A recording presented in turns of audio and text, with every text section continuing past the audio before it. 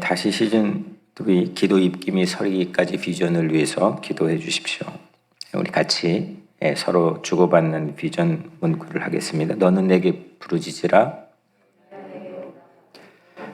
내가 알지 못하는 크고 은밀한 일을 내게 보이리라. 아멘.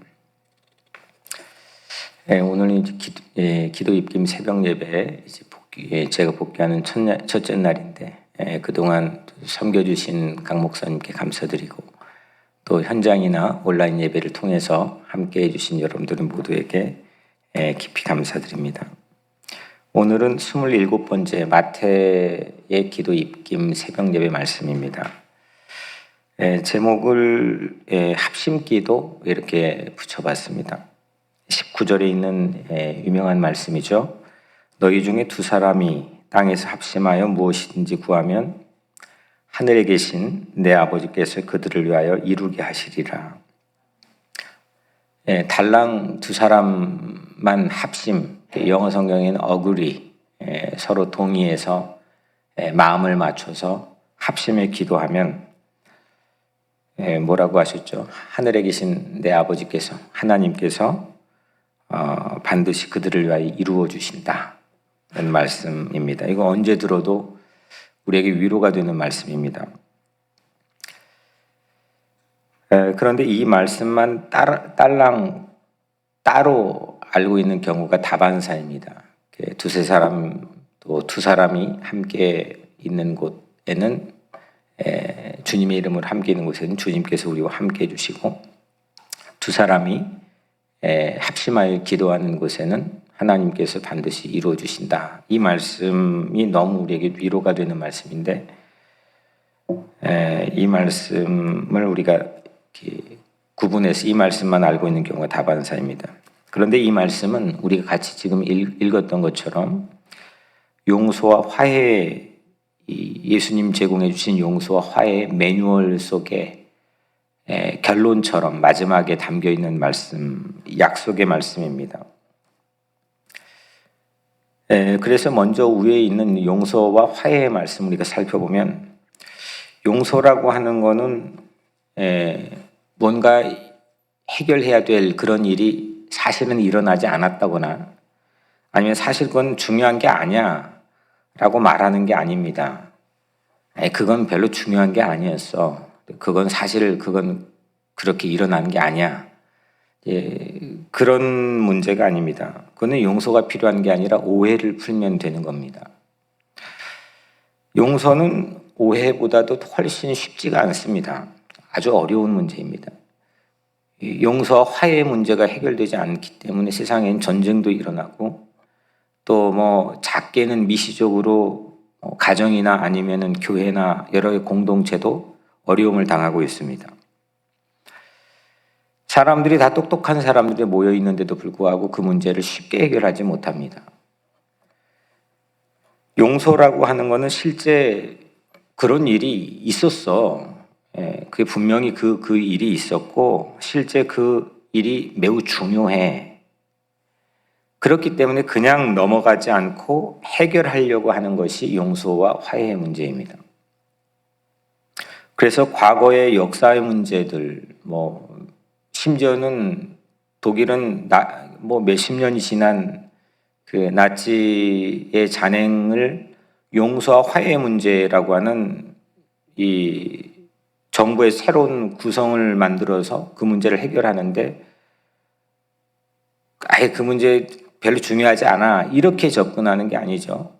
반드시 그거는 중요한 문제야. 이게 정말 용서하기 위해서는 어떤 과정들을 거쳐야 되는지 전 세계 많은 사람들에게 수십 년 동안 보여주고 있습니다. 그런 일은 실제 있는 거지만 그래도 서로 용납하고 서로 사랑하고 그런 사이로 남으려고 하는 것, 이게 용서와 화해의 문제입니다. 결코 쉽지 않은 문제입니다. 아마 여러분들의 마음속에도 이게 인지하건 무의식이건 그렇지 않건 간에 여러분들의 마음속에 용서하고 화해, 그러니까 용서를 내가 받아야 되는 문제 아니면 용서를 해야 되는 문제, 이거는 아마 거의 대부분의 인간이라면 가지고 있는 매우 중요한 이 삶의 숙제입니다. 예수님께서는 용서하라고 하는 이 세 가지의 단계적인 시도를 오늘 매뉴얼을 우리에게 제시해 주고 있습니다. 먼저 첫 번째는 직접 당사자를 1대1로 꼭 만나라고 권면을 하죠.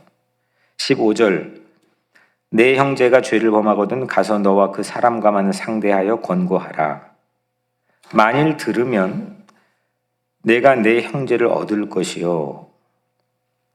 그러니까 1대1로 만나라는 겁니다. 거의 이게 쉽지가 않습니다. 피하거나,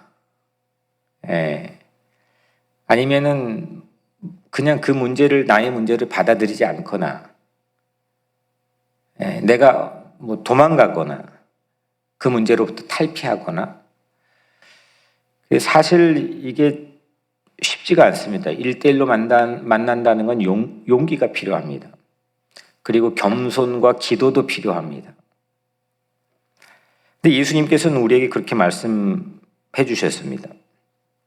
1대1로 만나게 되면 어떤 현상을 예측할 수 있냐면 상대는 나를 향해서 맞설 수도 있고 비난할 수도 있고 또 때로는 내가 인정해야 될 진실도 드러날 수도 있습니다. 이렇게 해가지고 해결이 만약에 되면 이거는 어느 정도로 기쁘고 좋은 일이냐면 형제 하나를 다시 얻은 것처럼 기쁜 일이다라고 예수님께서 말씀했죠. 두 번째로는 이래도 해결이 안 되면 한두 명을 꼭 데리고 가서 만나라. 1대1로 만났는데도 별반 소득이 없을 때는 한두 명을 데리고 가서 만나라 이렇게 말씀합니다. 16절에 만일 듣지 않거든 한두 사람을 데리고 가서 두세 증인의 입으로 말마다 확증하게 하라. 이거는 사실을, 그러니까 실제 있었던 사실을 점검하는 과정으로 보여집니다. 당사자끼리 대면해도 해결이 안 될 때 한두 사람을 데리고 가서 하는데 함께 갈 사람은 어떤 사람이어야 될까요? 불편한 진실일지라도 정확한 사실, 실제 일어났던 일을 나에게 말해줄 수 있는 사람이 좋겠죠. 그래야 문제를 해결하는 데 도움이 될 겁니다. 나에게 그냥 무조건 좋은 얘기를 하는 사람보다는 아마 그 사람이 훨씬 더 문제를 풀어가는 데는 유익이 될 겁니다.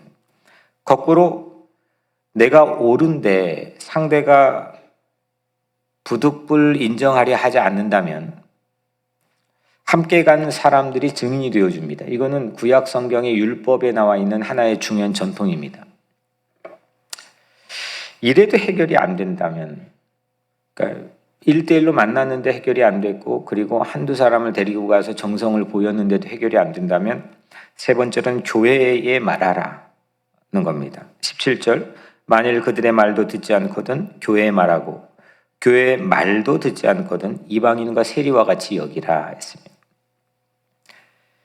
당사자끼리 대면해도 해결이 안 될 때 들어줘야 될 곳, 그게 교회라는 겁니다.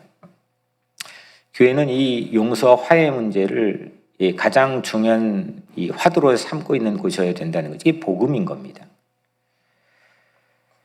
이렇게 다 했는데도 여전히 받아들여지지 않고 화해하지 않으려고 한다면 추방당한 것처럼 여겨라. 이렇게 예수님께서는 아주 최고치로 말씀을 해주셨습니다.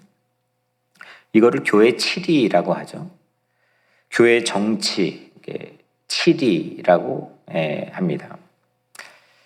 심한 것 같지만은 당시에 지금도 마찬가지지만 수없는 악에 직면하는 공동체, 이 교회라는 공동체를 깨트려지지 않고 보존할 수 있는 중요한 방법, 도구가 치리였습니다. 이렇게 세 가지를 우리가 예수님 말씀을 가지고 잠깐 살펴봤는데 세 가지에서 주는 교훈은 화해는 쉽지 않은 거다. 어려운 거다. 하지만 그 어려운 문제를 반드시 하고 난 후에야 이를 해결할 수가 있다라고 하는 말씀입니다. 예수님께서는 십자가의 죽으심을 통해서 하나님과 우리 사이의 관계를 회복하고 화해하게 하셨고 이웃과의 관계를 또 화해하게 하셨습니다. 이 용서와 화해, 용서를 받는 문제, 또 용서를 또 때로는 해야 되는 문제, 이 두 가지는 우리 신앙인에게는 가장 중요한 문제입니다. 결코 쉽지 않는 일입니다. 이게 말처럼 그냥 생각하면 되어지는 문제가 아닙니다. 세상의 사람들은 여전히 이 문제로 인해서 고달파합니다. 쉽지 않기 때문에 예수님께서는 이 일을 하는 제자와 우리들에게 특별한 권세를 줍니다. 뭐냐면 18절이죠. 진실로 너에게 이르노니 무엇이든지 너희가 땅에서 매면 하늘에서도 매일 것이요 무엇인지 땅에서 풀면 하늘에서도 풀리리라 하셨습니다. 이 말씀은 지금 아마도 주일 예배 제가 준비하는 말씀 안에서 관련지어서 요한복음 말씀인데 선포할 예정인데 하여튼 이런 거죠. 우리가 무엇이든지 땅에서 메고 풀면 하늘에서 아무 묵묵부답으로 반응이 없는 게 아니라 반드시 하나님께서는 하늘에서는 메아리가 있다라고 하는 말씀입니다.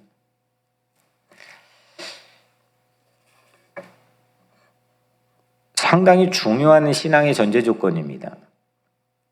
우리가 이 땅에서 무언가를 했을 때 하늘에서는 반드시 거기에 상응하는 반응이 있다는 겁니다.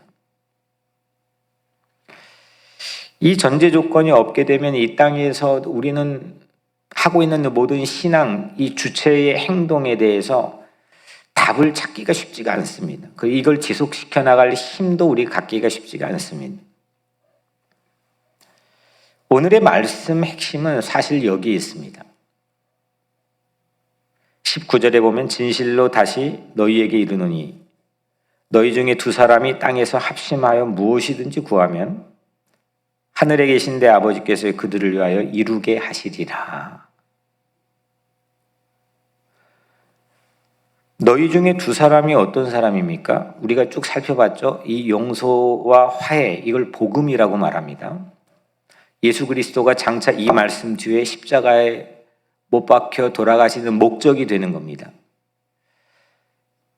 이 용서와 화해 과정 속에 참여하는 두 사람, 그건 제자들일 수도 있고 그 후대의 기독교인들일 수도 있고 우리들일 겁니다. 이 두 사람이 땅에서 아직 죽지 않고 이 땅에서 여전히 합심으로 마음을 합해서 기도하면 구하면 하늘에 계신 아버지가 반드시 그들을 위하여 이루어 주신다는 겁니다. 크리스천들이 이 땅에서 하는 모든 행동에는 또 다른 숨겨진 영역이 있다는 겁니다. 이게 바로 우리의 신비한 힘입니다. 이 땅에서 하는 우리의 행동과 말에는 모든 게 보여집니다. 모여도 여기 지금 현장에 모여있는 많은 분들이 계시는데 숫자를 세서 한 사람 한 사람의 삶에 대한 애환들이 있을 거고 스토리가 있을 거고 이거 다 보여지는 겁니다. 표현할 수가 있습니다. 그런데 우리 크리스찬들의 모임에는 행동에는 숨겨진 영역이 있다는 겁니다. 하늘의 영역입니다. 크고 은밀한 일을 볼 수 있는 영역입니다. 용서와 화해는 그리스도 예수의 복음이고 교회는 그것을 선포하고 행하는 곳이어야 됩니다.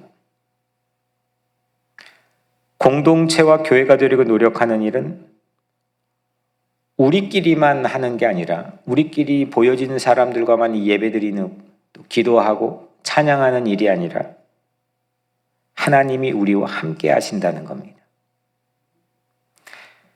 하나님이 우리에게 응답해 주시고 상응하는 반응을 해 주신다는 게 모든 것의 믿음의 전제 조건입니다. 이게 임마누엘입니다. 숨겨진 영역입니다. 기도하면 두 사람만 모여 기도하는데도, 연약하는 공간인데도, 자격이 없는데도 합심해서 기도하면 응답해 주신다는 숨겨진 영역이 우리에게 주어진 은총입니다. 사람이 모였는데 그것에 보이지 않으신 하나님이 함께 하신다는 믿음, 우리와 하나님이 함께 하신다라고 하는 믿음은 놀라운 힘입니다. 놀라운 축복이고 은총입니다. 예수님 말씀하신 것 중에 놀라운 것은 사람들 모여있는 숫자를 상관하지 않습니다.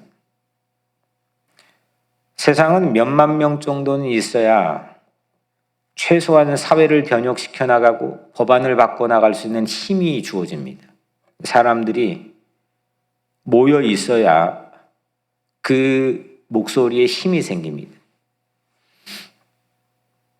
그런데 오늘 예수님께서는 그 사람들의 숫자를 상관하지 않습니다.